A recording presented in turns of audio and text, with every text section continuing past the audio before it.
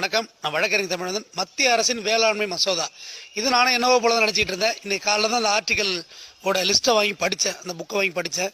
முதல் விஷயம், விவசாயிகள்கிட்ட நேரடியாக கம்பெனிகள் வந்து அக்ரிமெண்ட் போடும். இந்த ஒரு விவசாயிகிட்ட நேரடியாக கம்பெனிகள் வந்து அக்ரிமெண்ட், இத்தனை ஏக்கருக்கு அக்ரிமெண்ட் போடுவாங்க.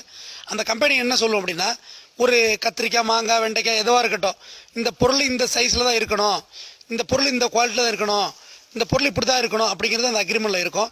அது போக அந்த விவசாயம் செய்கிறது அட்வான்ஸாக ஒரு தொகை கொடுப்பாங்க. ஒரு மினிமம் தொகை உங்களுக்கு அட்வான்ஸாக வழங்கப்படும். அதை வச்சு நீங்கள் விவசாயம் பண்ணணும். விவசாயம் பண்ண முடிச்சு டேரெக்டாக அவங்களே வந்து உங்கள்கிட்ட பர்ச்சேஸ் பண்ணுவாங்க.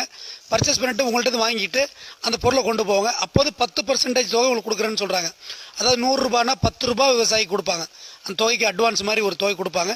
எடுத்துகிட்டு போய்ட்டு 90 நாள் கழித்து இந்த விவசாய பொருள் தேரும் தேராதுன்னு முடிவெடுக்கிறதுக்கு அவங்க 90 நாள் டைம் எடுத்துக்குவாங்க. 90 நாள் கழித்து தான் அந்த முடிவை அவங்க சொல்லுவாங்க.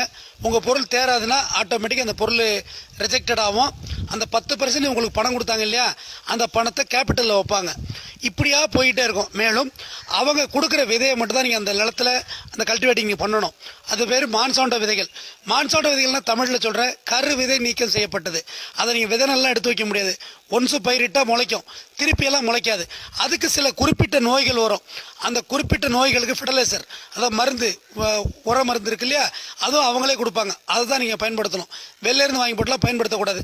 இது போக செஞ்சு அந்த பொருள் நிராகரிக்கப்படும் போது அந்த 10% கேபிட்டல் வைக்கிறாங்க இல்லையா, மறு ஆண்டு விவசாயம் பண்ணவங்களே மறுபடியும் உங்களுக்கு அட்வான்ஸ் 10% கொடுப்பாங்க.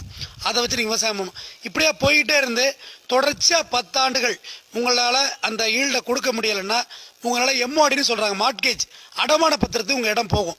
அதுலேயும் மீட்க முடியவில்லை என்றால் உங்களிடம் சேல் டீட் ஆகும் ஆட்டோமேட்டிக்காக. இதுதான் இந்த வேளாண்மை மசோதா சொல்கிற சிம்பிளி தாட். இது வந்து பல கட்சிகள் இதை வந்து புரிஞ்சு சொல்கிறாங்களா, சொல்லாமல் இருக்காங்களா தெரியல. இந்த ஆக்டை வாங்கி படித்தாலே இதுதான் தெளிவாக இதில் இருக்குது. இதை வச்சு நீங்கள் எதுவுமே பண்ண முடியாது. டோட்டலாக இது ஒரு விதமான விவசாய அழிப்பு, நம் மீது நடத்தப்படும் பயோவார்.